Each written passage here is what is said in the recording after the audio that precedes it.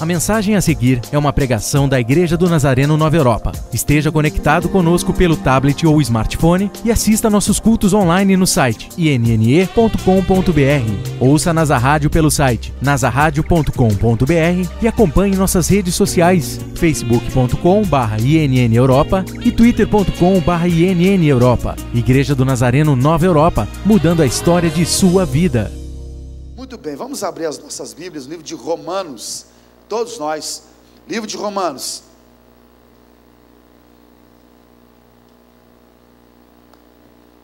Capítulo de número 1.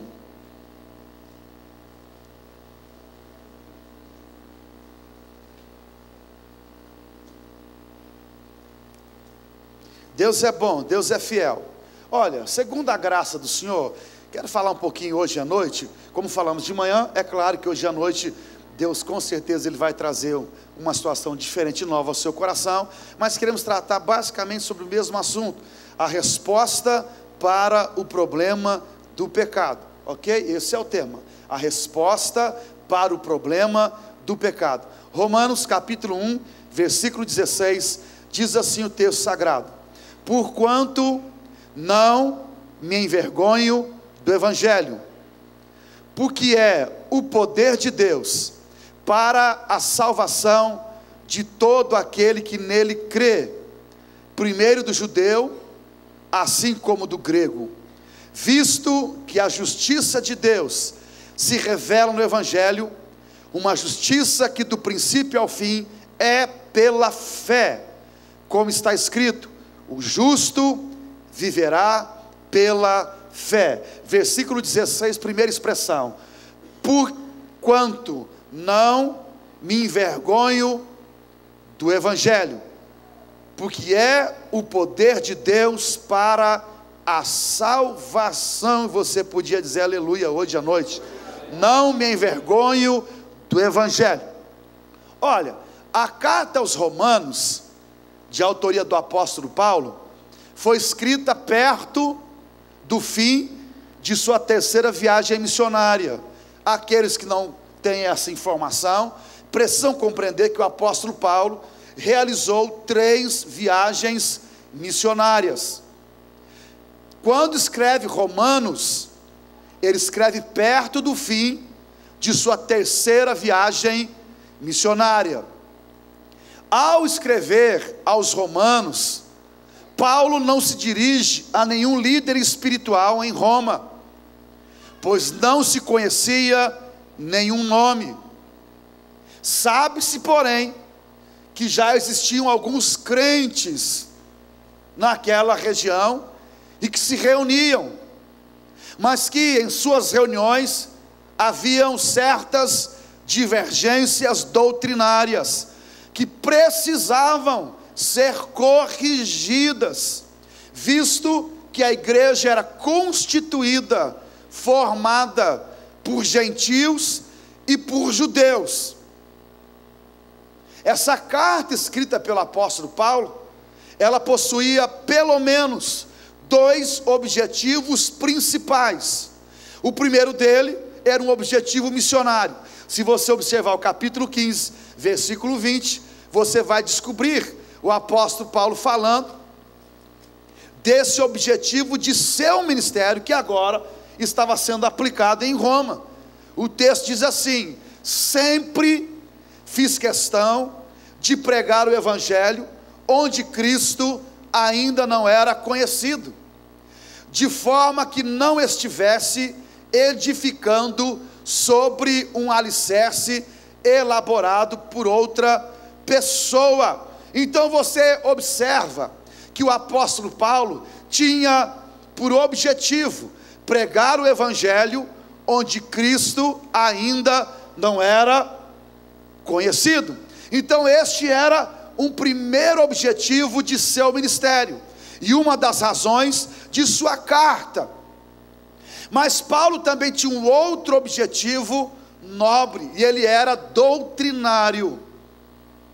Paulo queria tratar de um problema principal, que consistia sobre os direitos e privilégios da salvação, tanto de judeus como de gentios. Paulo queria falar dessa doutrina da salvação, de como nós precisamos compreendê-la, como ela deve se aplicar em nossa vida e qual a razão de sua existência, mesmo nos dias de hoje. Nós precisamos aprender o que a Bíblia fala sobre assunto tão nobre, haja vista tantos ensinamentos a respeito do referido assunto. Por exemplo, a respeito da salvação, os mormons dizem que existem dois tipos de salvação. Uma que é universal. A salvação geral está ligada com o universalismo, isto é, a crença de que no final da consumação dos séculos, Deus, Ele permitirá, ou Ele restaurará a alma dos homens que rejeitaram a Jesus Cristo como Senhor e Salvador, reconciliando-os consigo depois de um período de castigo. Mas também ensinam sobre uma salvação individual pessoal, e ela é condicional, é obtida pelo poder do convencimento da verdade, da justiça e de todos os verdadeiros princípios. Muitas condições devem existir para fazer com que tal salvação seja disponível aos homens. Por exemplo, sem Joseph Smith e a restauração, não haveria salvação. Não há salvação fora da igreja de Jesus Cristo, dos santos dos últimos dias. A nova era, por exemplo, ela afirma que podemos ter várias vidas. Isso se chama reencarnação, tanto apregoada também pelo Espírita. E ela vem a fim de nos aperfeiçoarmos. Somos nossos próprios juízes. Disse que não precisamos de Salvador, e que Satanás é produto da mente humana. Negam a inspiração divina da Bíblia, a autoridade da Trindade, ou a doutrina da Trindade, negam a deidade de Cristo e a sua ressurreição corporal, negam nossa redenção por Cristo. Segundo os seus ensinamentos, a missão de Cristo não era resgatar com o seu sangue os crimes da humanidade. O sangue mesmo de um Deus não seria capaz de resgatar ninguém. Cada qual deve resgatar-se a si mesmo. A LBV afirma que Jesus não é Deus, crê e defende na reencarnação. Então veja, quantos assuntos e quantos pontos de vista doutrinários passam perante os nossos olhos dia após dia. Então Paulo, ele escreve a carta aos Romanos para ensinar, para falar a respeito da necessidade do ser humano de ser salvo. Mas salvo do quê? Se a princípio, para ser salvo, tem que ter o reconhecimento de que todos pecaram e estão destituídos da graça divina. Por isso que Paulo, quando escreve o capítulo 3, ou os 3 primeiros capítulos, Paulo está falando justamente de que tanto judeu como gentio são escravos do pecado. E depois afirma no capítulo 3, versículo 23, vamos dar uma olhada rapidinho. Ele diz no capítulo 3, versículo 23, numa conclusão, após uma breve explanação dos capítulos iniciais: todos pecaram e destituídos estão da glória de Deus. Esse é um resumo da exposição paulina,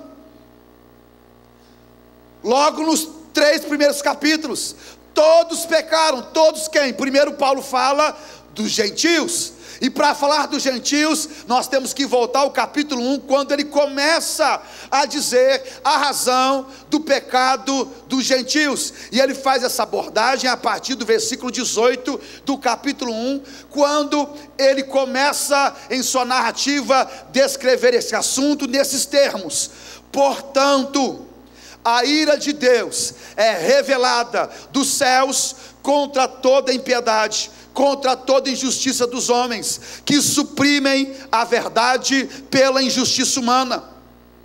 Pois o que de Deus se pode conhecer é evidente entre eles, porque o próprio Deus lhe manifestou. Pois desde a criação do mundo, os atributos invisíveis de Deus, seu eterno poder, sua natureza divina, têm sido observados claramente, podendo ser compreendidos por intermédio de tudo que foi criado, de maneira que tais pessoas são indesculpáveis, porquanto, mesmo havendo conhecido a Deus, não o glorificaram como Deus, não lhe renderam graças, ao contrário, seus pensamentos passaram a ser levianos, imprudentes, e o coração insensatos deles tornou-se em trevas, e proclamando-se a si mesmos como sábios, perderam completamente o bom senso, e trocaram a glória de Deus imortal por imagens confeccionadas conforme a semelhança do ser humano mortal, bem como de pássaros, quadrúpedes e répteis. Paulo está falando da corrupção do gênero humano. Note que Paulo não está ensinando e falando sobre evolução, que o ser humano começou numa posição inferior e alcançou uma posição mais elevada. Antes, ele está falando da degeneração do gênero humano. Começaram em uma posição de exaltação.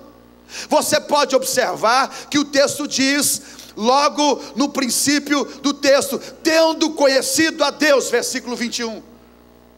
Tendo conhecido a Deus, começaram então numa posição, numa condição nobre, mas por conta do pecado, afundaram até um nível mais baixo. Paulo está falando sobre uma condição de inteligência. A história humana começou com o homem conhecendo a Deus. A história humana não fala de seres irracionais que começaram adorando a ídolos e evoluíram até se transformarem em adoradores de Deus. Não, começaram adorando a Deus, mas o abandonaram. Tinham a consciência de quem era o seu Criador e que Ele era eterno, e que podiam conhecê-lo, os seus atributos invisíveis, o seu eterno poder e a sua natureza divina. Tinham essa concepção. Estes fatos acerca de Deus não estavam ocultos da criação e ainda permanecem claros. É por isso que o salmista, quando cantou o Salmo 19, ou compôs, ele compôs nesses termos: os céus proclamam a glória de Deus, e o firmamento anuncia a obra de suas mãos. Um dia discursa outro dia, e uma noite declara outra noite as grandezas do Senhor.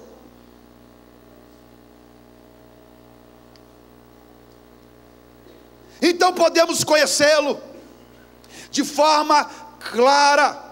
Se você ler o versículo 18 do capítulo 1, você vai encontrar esta expressão: portanto a ira de Deus é revelada dos céus contra toda impiedade e injustiça dos homens, que suprime a verdade pela injustiça humana. Na sua versão tem essa palavrinha deter, o verbo deter. Se está aí na sua versão, você podia dizer amém, querido? Essa expressão deter também pode significar reprimir, impedir. Os seres humanos conheciam a verdade, mas não permitiram que ela operasse em suas vidas. Tinham conhecimento, mas recusaram adorar ao Senhor, recusaram conhecê-lo e se relacionarem com Ele de uma forma plena como verdadeiro Deus. Agora, após reprimirem a verdade divina, após recusarem a glória de Deus, o ser humano ficou sem um Deus.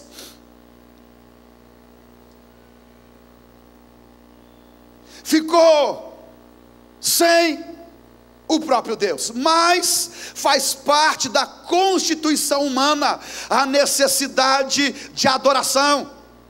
Então, se não adora ao Deus verdadeiro, adorará a um Deus falso, mesmo que ele próprio tenha sido produto da mente humana, mesmo que ele próprio tenha sido confeccionado. Por isso que o texto diz: trocaram, versículo 23, a glória do Deus imortal por imagens confeccionadas conforme a semelhança do ser humano mortal.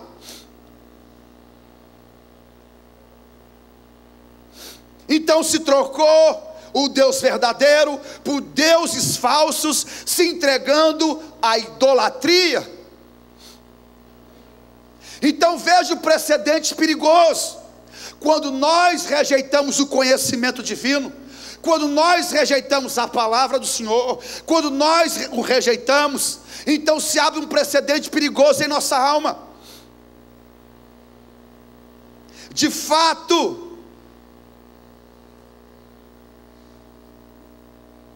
abre-se uma porta em nossa vida para a atuação do pecado e do próprio adversário em nossas vidas. Por isso que é importante você sempre reconhecer Deus em seu caminho e viver pela palavra, como o Senhor disse: nem só de pão viverá o homem, mas de toda a palavra que sair de minha boca. Então se parte para a idolatria. E aí um passo da idolatria para a imoralidade é um passo. Se o homem é seu próprio Deus, se ele confecciona o seu próprio ser em adoração, então pode agir como bem entender, e satisfazendo então todos os seus desejos, sem temer qualquer julgamento ou juízo. O resultado desta autodeificação foi a entrega aos próprios prazeres. E aqui Paulo começa a falar de um pecado então abominável, desenfreado já naqueles dias, e que tem se tornado alvo de muitas discussões em nosso tempo. Veja bem, versículo 24, e nós estamos estudando a Bíblia, amém, queridos? Digam aleluia. Aleluia. Então Paulo diz no versículo 24: por esse motivo,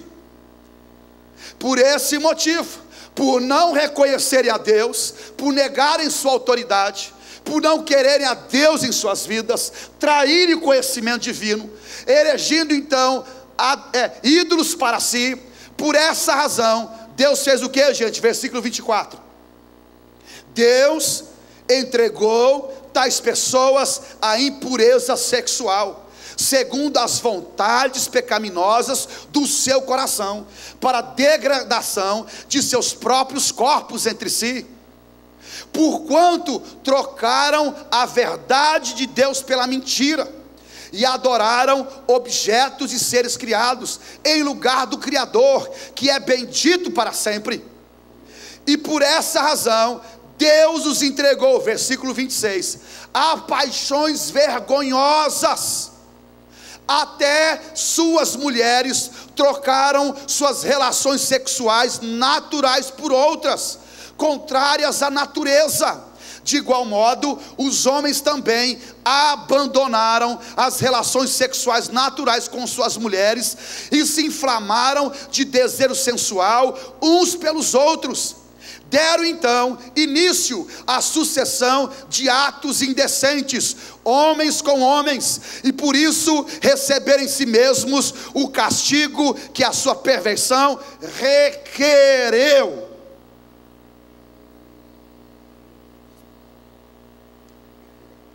Paulo está falando e apontando que já naquela época havia uma grande discussão em Roma a respeito da sexualidade humana,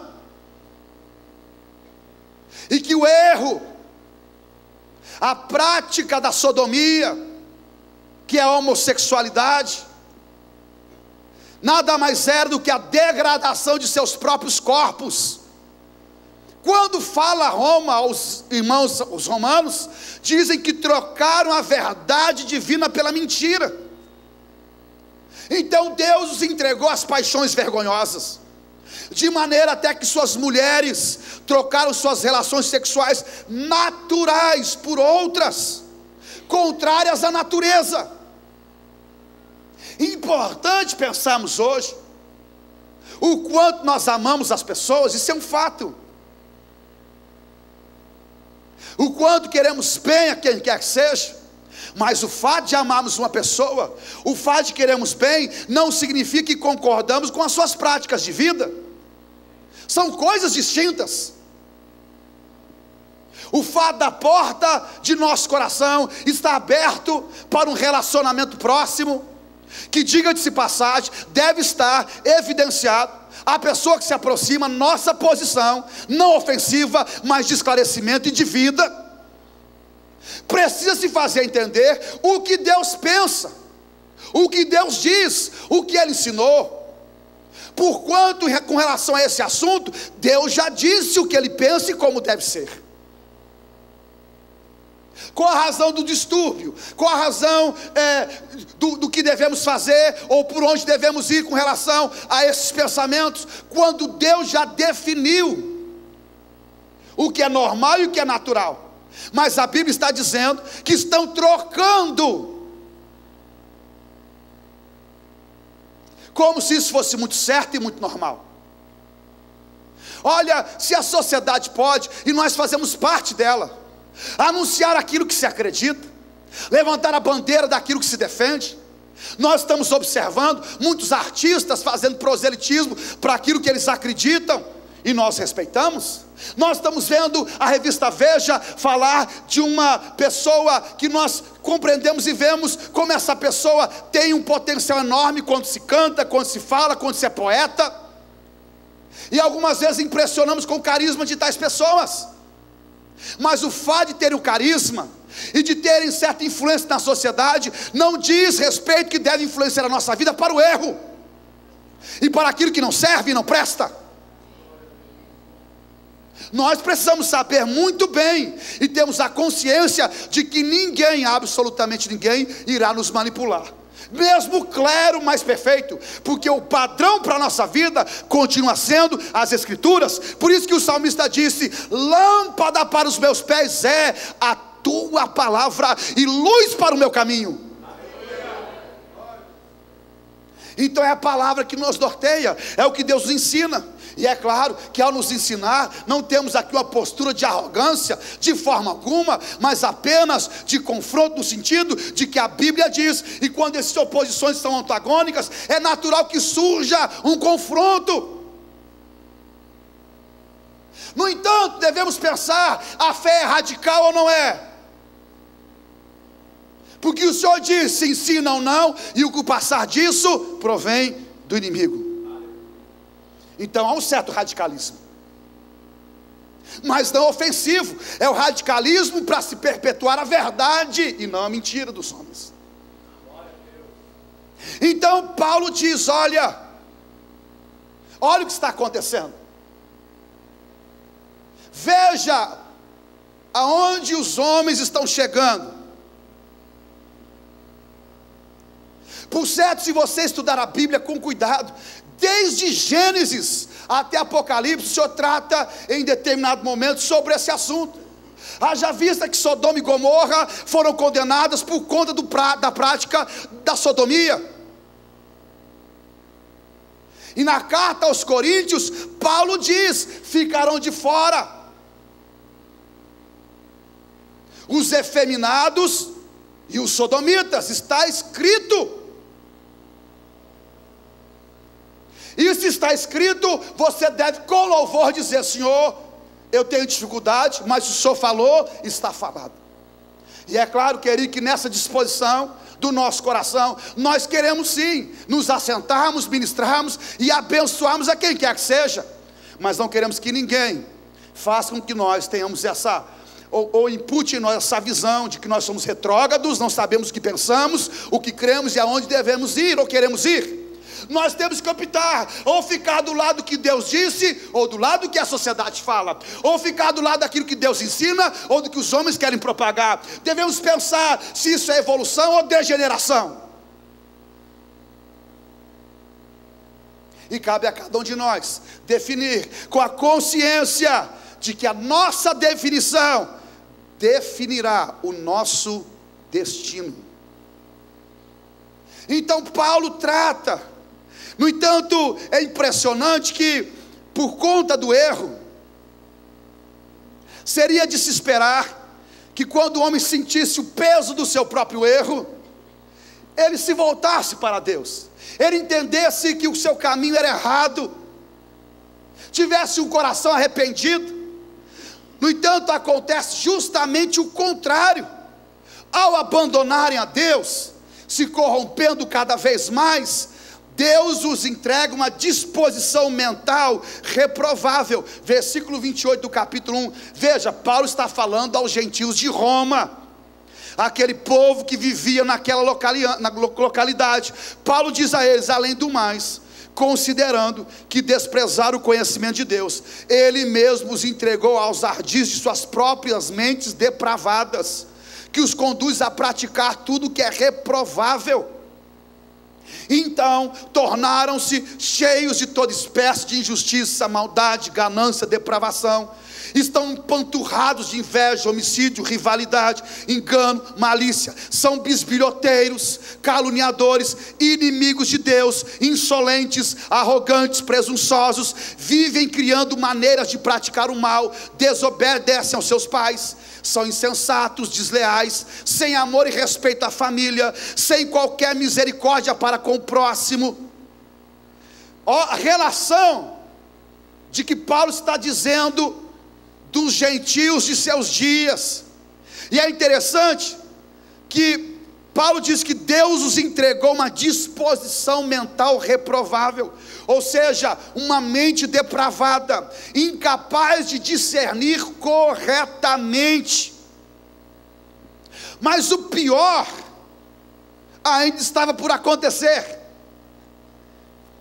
Não apenas se rebelaram abertamente, como também incentivaram outros e os aplaudiram quando fizeram o mesmo.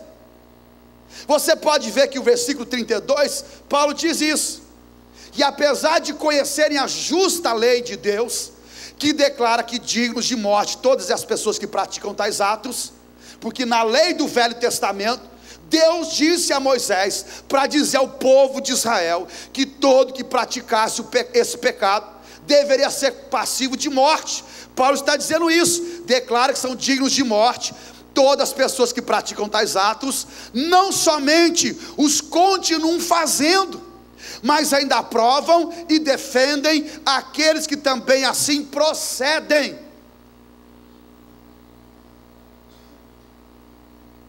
Hoje em dia é comum vermos difundidos, especialmente pelos meios de comunicação, elogios de todo tipo a atitudes claramente contrárias à vontade divina, claramente destrutivas à família, uma propagação de ensino que é um menosprezo à família, que foi a primeira instituição criada pelo próprio Deus.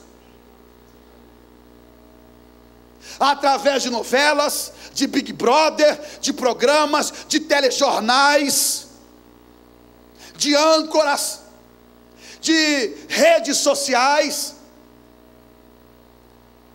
Parece que a desintegração da família é uma questão de tempo. E nós que temos uma família e queremos que ela seja preservada, como está difícil fazê-lo. Se nos manifestamos por alguma razão, somos tidos como pessoas intolerantes. Mas veja, quando pessoas famosas desse país fazem um ato de repúdio àquilo que acreditamos, beijando um ao outro, o que eles querem dizer de nós, ou que tipo de comportamento querem que os nossos filhos tenham no futuro? O mesmo? Por isso é importante que você chame sua família, seus filhos, e não ensine aquilo que você acredita, ensine aquilo que está escrito nas Sagradas Escrituras, que é regra básica de vida para a nossa família e para a nossa casa. Paulo está dizendo aos gentios: olha, vocês estão vivendo assim, mas lá se encontravam os judeus, já que estão ansiosos de sua posição, por conta de Jesus ter sido um judeu, achavam que estavam numa condição de primazia, achavam que estavam em vantagem, que deveriam ter um acesso e um tratamento diferenciado. Então Paulo olha para os judeus e logo diz no capítulo 2, Paulo diz: olha, tu que julgas, por que tu julgas?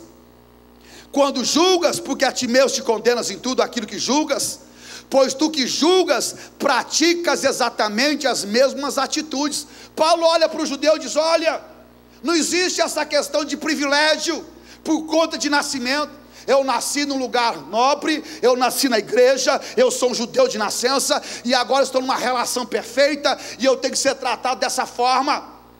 E por conta disso, a minha atitude perante Deus não precisa ser mudada.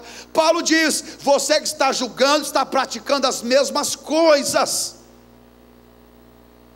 Então, no resumo final do apóstolo Paulo, ele chega a esse veredito. Em seus dias, ao falar dos gentios e dos judeus, ele diz: todos pecaram. Por essa razão que ele diz: todos pecaram e estão destituídos da glória de Deus. Todos pecaram. Ora, se todos pecaram, qual é então a solução para o problema da raça humana? Qual é a resposta para a culpabilidade que o ser humano carrega sobre os seus ombros? O que é que deve ser feito para que essa condição de aprisionamento seja resolvida? Então Paulo, ele apresenta a solução, e ela é extraordinária. Você pode observar, capítulo 5, versículo 17, e ele vai, você tem que ler o capítulo 5, ele apresenta a solução para o problema do ser humano, problema em que nós já estivemos presos de muitas formas e maneiras. Ele diz, num resumo, no versículo 17: pois se pela transgressão de um só homem a morte reinou por meio desse, estava falando do pecado de Adão, muito mais os que recebem da transbordante provisão da graça e do dom da justiça reinarão em vida por intermédio de um único homem, Jesus Cristo. Paulo está dizendo: olha, existe solução para o problema do ser humano, seja ele qual for, o peso que for, o vício que for, a crise que for, e essa solução se encontra na pessoa de Jesus Cristo de Nazaré. Ele é a resposta apropriada para os dilemas da alma humana. Ele é a resposta adequada para as confusões de nosso coração. Ele é a resposta perfeita para os desvios de caráter de nossa vida, para os desvios de conduta de nosso coração. Ele é a resposta para o nosso casamento tão sofrido. Paulo disse: Jesus Cristo, este homem, é aquele que pode lhe trazer vida. De fato, nós aprendemos e sabemos que Jesus Cristo, ele veio para trazer aos homens salvação. É por isso que quando Jesus nasceu, o anjo, quando fez a anunciação do Senhor, ele disse: glória a Deus nas alturas e paz na terra aos homens a quem ele quer bem. Logo disse em certa feita ocasião: hoje vos nasceu na cidade de Davi o Messias, o Cristo, o Salvador do mundo. Então, o propósito do Senhor, da vida de Cristo, está justamente vinculada ao princípio da salvação. Salvação por quê? Porque havia uma crise. Salvação por quê? Porque existe o pecado. Então ele é a resposta adequada. Salvação. Mas o que é salvação? Pergunte a quem está pertinho de você: o que é salvação? O que significa ser salvo? Salvação significa livramento.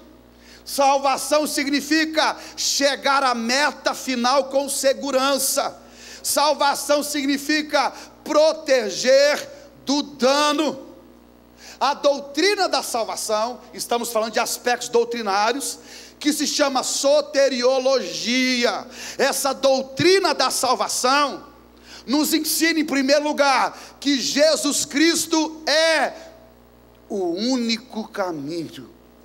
Foi isso que ele afirmou: eu sou o caminho, eu sou a verdade, eu sou a vida, ninguém vem ao Pai se não for por mim. Eu sou o caminho, eu sou a verdade, eu sou a vida. Se você está procurando o caminho, Jesus te disse: eu sou o caminho. Se você está procurando a verdade, Ele pronunciou: eu sou a verdade. Se você está procurando absolutamente a vida, Ele disse: eu sou a vida. Se você quer ter um relacionamento com Deus, você precisa primeiro ir a Cristo. Ele disse: ninguém, absolutamente ninguém, gentil ou judeu, ou quem quer que seja, pode chegar ao Pai se não for por meu intermédio. Então a doutrina da salvação nos ensina que Jesus Cristo é o único caminho. Também nos ensina que a salvação, ela é baseada na morte de Cristo. É por isso que na carta aos Romanos, no capítulo 5, versículo 8, você vai encontrar o apóstolo dizendo: Deus comprova seu amor para conosco pelo fato de ter Cristo morrido em nosso benefício, quando ainda andávamos no pecado. Deus prova o seu amor para conosco quando Cristo morreu por nós, quando éramos pecadores. O Senhor se ofereceu no seu lugar, no meu lugar, quando nós éramos destituídos de qualquer tipo de graça, de benefício, simplesmente porque nos amou. E esse amor, ele é provado. Deus prova o seu amor dando o seu Filho. Agora veja que coisa linda Paulo fala: agora, como fomos justificados por seu sangue, muito mais ainda, por intermédio dele, seremos salvos da ira divina. Se quando éramos pecador, Deus ofereceu seu Filho, logo muito mais agora, reconciliados com ele, seremos alvos das suas muitas e graciosas bênçãos. Então a salvação ensina que Jesus, ele é o caminho, que ela é baseada na morte de Cristo, que ela é proporcionada a todos os que creem.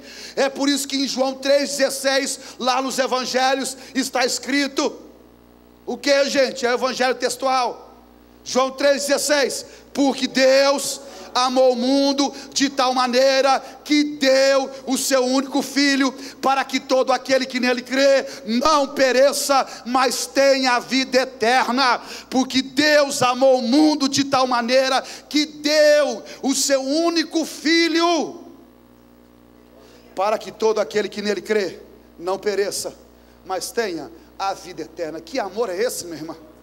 Que amor é esse? Que é o amor de um pai que oferece seu próprio filho para o resgate de uma multidão de homens e mulheres. Que amor é esse? Que amor é esse? Então, esse amor é oferecido a todos aqueles que creem. A salvação não é concedida pelo alto esforço, não vem pelas obras. Por isso que na carta aos Efésios, quando Paulo escreveu à igreja em Éfeso, que se encontra na Turquia, Paulo disse assim: porque pela graça sois salvos, por meio da fé. E isso não vem de vós, vem de Deus, não vem de suas obras ou das obras, para que ninguém se glorie. Então a salvação não vem pelas obras, é pela graça. Agora, graça significa favor imerecido. Eu não merecia, você não merecia, nós não merecíamos, mas Deus nos amou, ofereceu o seu Filho, você teve fé, então a graça foi imputada sobre a sua vida, e agora você é salvo, não por mérito pessoal, porque os méritos estão no Calvário, na vida de Jesus. Graça. Contei de manhã, vou repetir hoje à noite a história. Graça é como aquele pai que disse ao seu filho: filho, se você passar de ano, papai vai te dar uma bicicleta no final. E o menino estudou, caprichou, mas no meio do trajeto, o menino não se esforçou, perdeu a prova, perdeu a condição, foi reprovado. Então, aí para casa, dizia consigo mesmo: papai não vai me dar de presente a bicicleta, perdi. Mas o papai chamou o filho, colocou sobre o seu colo e disse: filho, papai vai te ensinar o que é graça. Graça é assim: você não merece, você perdeu, você foi reprovado por uma conduta inadequada, mas o papai te ama muito, e o papai comprou a bicicleta, então ela é sua, é graça do papai sobre a sua vida. Graça é isso, nós não merecíamos, mas o Pai Celeste disse: papai te ama, e Ele vai imputar graça por conta de sua fé.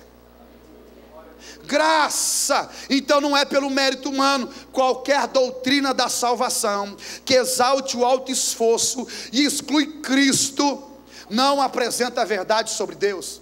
Isso é pelo alto esforço humano. Então a manifestação de Jesus como homem, ela foi vazia e sem sentido. Salvação. Por certo, aqui hoje à noite, há aqueles que são salvos pelo sangue de Jesus e que podem dizer aleluia hoje à noite. Há aqueles que estão convictos de sua salvação, porque já entregaram suas vidas a Jesus e podem dizer: do Egito eu fui escravo, eu estava aprisionado em tantas coisas, mas um dia eu conheci o homem de branco e ele salvou a minha vida, e podem dizer aleluia hoje à noite. Aleluia. Salvos. Agora, para avançarmos rapidamente, o que é que acontece na salvação, quando Deus opera a salvação dentro de nós?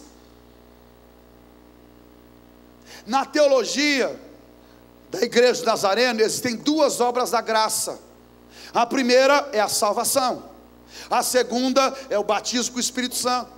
Há terminologias ou termos que são sinônimos: batismo com o Espírito Santo, perfeição cristã, amor pleno, inteira santificação. É a segunda obra da graça. Pode ocorrer muito próxima à primeira, ou demorar um pouco mais. Algumas igrejas ensinam que tem três obras da graça: primeira, a salvação; segundo, o batismo; a terceira, glorificação, que é quando você vai se apresentar perante Deus no céu. A nossa possuímos duas. Primeira obra da graça, que é aquilo que Deus fez por nós e em nós, se chama salvação. Tem gente salva aqui hoje à noite que podia dizer aleluia. Agora deixa eu lhe dizer o que é que Deus fez dentro de você por conta da salvação. Segundo a doutrina bíblica, aconteceu em você o que Paulo ensina no capítulo 5. Portanto, havendo sido justificados pela fé, temos paz com Deus por meio do nosso Senhor Jesus Cristo. Então observe que a paz com Deus só pode ser obtida por intermédio de Jesus Cristo. Mas para que isso aconteça, é necessário a justificação mediante a fé, que é quando você acredita na obra redentora de Cristo. Então a justificação significa a absolvição da culpa, cuja pena foi satisfeita. Significa ser declarado livre de toda a culpa, tendo cumprido todos os requisitos da lei. Cristo assumiu a pena e a dívida do pecador e foi sentenciado em seu lugar. Cristo nos comprou. Por isso que Paulo, ao escrever a carta aos Colossenses, ele diz assim: havia um escrito de dívida, uma duplicata que era contra nós em suas ordenanças, mas ele pegou aquela duplicata, ele rasgou, pregou na cruz e disse: a sua dívida está quitada, cancelada, a pena foi paga, cumpriu, satisfez todos os requisitos da lei, e agora você está num relacionamento perfeito com Deus, porque Ele fez de você uma pessoa justa aos olhos do Pai, livre. O mundo alardeia por aí que não é possível existirem pessoas fiéis ao casamento. Eu quero dizer que é possível, sim, Senhor, porque nós somos livres. E o pecado não domina mais a nossa vida. O mundo diz aí fora que você não consegue dar uma escapadinha para observar as poucas vergonhas, patifarias que estão na internet, a um clique dentro do seu quarto. Eu quero te dizer que é possível, sim, Senhor, porque o pecado não nos domina mais, porque o Senhor nos justificou e somos livres. Então acontece a justificação, mas acontece ao mesmo tempo. São situações concomitantes. Essa palavra concomitante significa ao mesmo tempo. Acontece a justificação e acontece também ao mesmo tempo a redenção.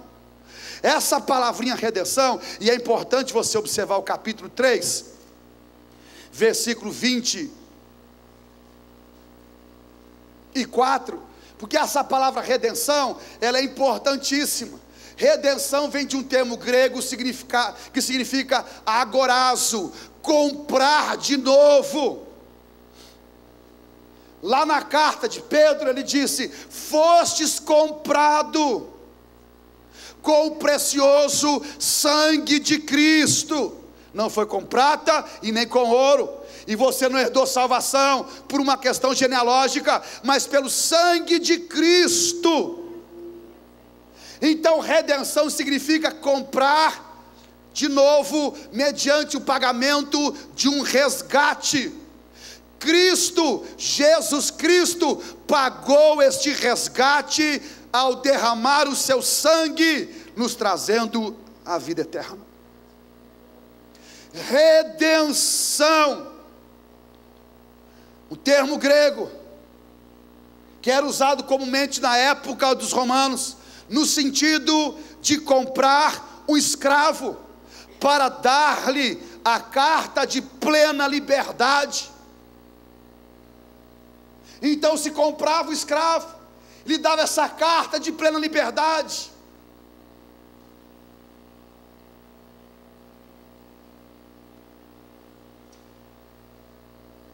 Permitindo que tal pessoa tivesse acesso pleno ao coração do Pai. Redenção. Conta-se a história de um menino que fez um barquinho muito bonito, lhe pertencia. Um dia ele perdeu o seu barco no leito de um rio e chorou demais porque havia perdido o seu barco. Depois de alguns dias ele viu o seu barquinho sendo vendido numa loja, e ele entrou dentro daquela loja e disse: esse barquinho é meu. E o proprietário disse: eu achei esse barquinho perdido e agora me pertence. Se você quiser tê-lo, você precisa resgatá-lo mediante o pagamento de um valor. E aquele menino foi para casa, reuniu todas as suas economias, quebrou seu cofrinho e foi àquela loja e pagou aquilo que lhe era pedido, colocou na mão daquele proprietário. Logo pegou o seu barquinho outra vez e colocou sobre os seus braços e disse: tu me pertences duas vezes, por direito de criação e por direito de compra. Assim é a minha vida e a sua, meu irmão. Nós pertencemos ao Senhor por duas vezes, por direito de criação e por direito de compra. Ele nos comprou, somos dele, pertencemos dele. É por isso que Apocalipse diz que nós somos um povo de propriedade particular, peculiar, geração eleita, povo de Deus, sacerdócio santo e real. redenção então é oferecida. Terceiro lugar, acontece também a adoção. Todas essas questões acontecem na primeira obra da graça, na salvação: justificação, redenção, adoção. A adoção significa que nós passamos a fazer parte da família de Deus. Romanos capítulo 8. Veja o que Paulo disse: vós não recebestes o espírito que vos escravize para andardes uma vez mais atemorizados, mas recebestes o espírito que os adota como filhos, por intermédio do qual podemos clamar, o que, gente? Abba, Abba, Abba, Pai. No primeiro século, a adoção era forma jurídica e legal, especialmente entre os romanos e os gregos, por meio da qual o pai adotivo recebia um filho, e a ele destinava todos os direitos para perpetuar o nome da família e administrar a sua herança. A expressão em aramaico Abba era a maneira carinhosa como as famílias judias na Palestina, na época de Cristo, se referiam à pessoa do Pai. Cristo usou esse termo em suas orações e ensinou seus discípulos a considerarem o Deus Altíssimo e Todo-Poderoso como nosso Pai querido ou Papai, numa clara alusão à forma amorosa e sincera com que Deus convive com seus filhos. Abba, Paizinho querido. Abba, você pode chamar Deus como Pai, porque Jesus Cristo te salvou. Então a salvação, o Senhor nos torna justos. Na salvação, Ele nos comprou de volta para Deus. Na salvação, Ele nos adotou na família de Deus. E agora, como seu filho, tudo que Jesus conquistou na cruz é direito nosso, é nossa herança. Você podia dizer para quem está pertinho de você: você é filho de um grande Deus, você é filho do Pai, você é filho, você é precioso, você é maravilhoso, você faz parte da família divina. Agora nós olhamos para todo esse cenário que estamos falando, e hoje estamos aqui numa escola de ensino de uma questão doutrinária tão relevante, que diz respeito ao que é a salvação segundo o ensinamento bíblico. Nós aprendemos então que Jesus veio para salvar aquilo que se havia perdido. Então, por essa razão, o Filho de Deus se manifestou para desfazer as obras das trevas, lugar onde nós estávamos inseridos. Mas Deus, por conta do amor em seu Filho, nos transportou das trevas para o reino do Filho do seu amor. E por conta disso, alguns benefícios chegam ao nosso coração. Veja que nós temos então, por conta dessa salvação, por conta de ter acontecido a justificação, redenção e adoção, nós podemos hoje à noite e sofremos uma primeira consequência, e ela é extremamente positiva: nós somos livres. Livres, livres, há uma liberdade extraordinária para aqueles que são e pertencem ao Senhor. Por isso que Paulo disse aos Romanos no capítulo 8, versículo 1: portanto, agora não há nenhuma condenação para os que estão em Cristo Jesus. No passado eu havia cometido um erro, eu pequei, eu errei, mas eu aceitei Jesus, a minha dívida foi cancelada e paga, e agora nenhuma condenação há para os que estão em Cristo Jesus. Eu sou livre. Quantos podem hoje à noite glorificar o nome do Pai, do Filho e do Espírito Santo, porque são livres? Livres. Eu sou livre.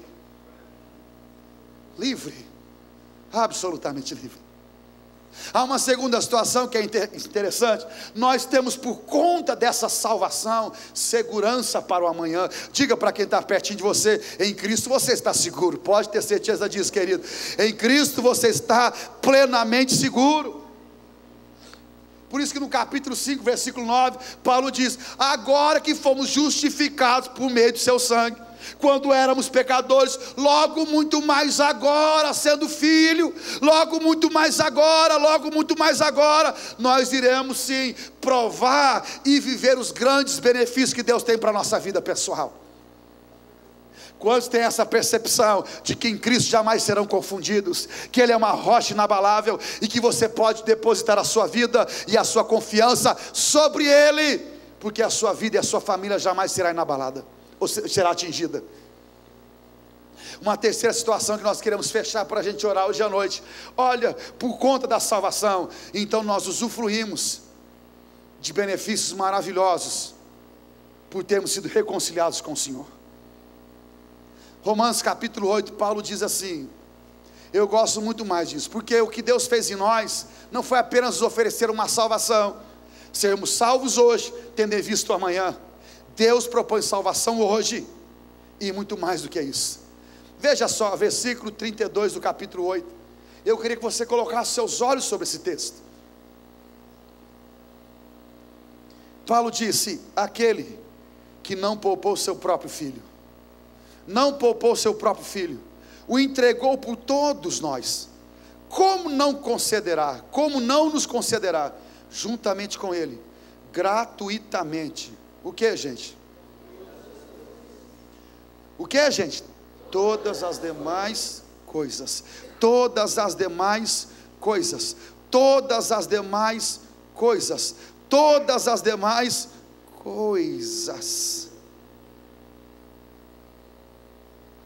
Quantos chegaram aqui hoje à noite, como filhos do Senhor, e lá no coração tem uma necessidade? Você tem uma necessidade hoje à noite? Se você tem, você podia levantar uma das suas mãos. Eu tenho uma necessidade, pastor, familiar, pessoal, não importa, eu tenho uma necessidade. Deixa eu lhe dizer, se Deus lhe deu aquilo que lhe era mais precioso e caro, o seu próprio filho, aquilo que você precisa, é muito mais fácil de o Senhor atender.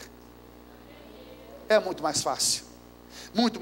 Olha, aquele que não propôs o seu próprio filho, mas entregou a todos nós, como não nos dará com ele todas as outras coisas? Hoje à noite é noite de graça, de salvação, de cura, de santificação, de batismo, de reconciliação, porque todas as outras coisas Deus pode oferecer e realizar no seu coração. E se você crê, você podia dizer amém, querido. Se você crê que Deus ele pode amparar a sua alma, você podia dizer aleluia hoje à noite. Todas as outras coisas, e tudo isso aconteceu por conta da pessoa maravilhosa de Jesus Cristo. Jesus Cristo, a alegria dos homens. Hoje à noite, que você saia daqui com essa expressão no seu coração: a resposta para o problema da raça humana é a pessoa de Jesus. A resposta para os problemas de minha alma se encontra na pessoa de Jesus. A resposta para as dúvidas, ensejos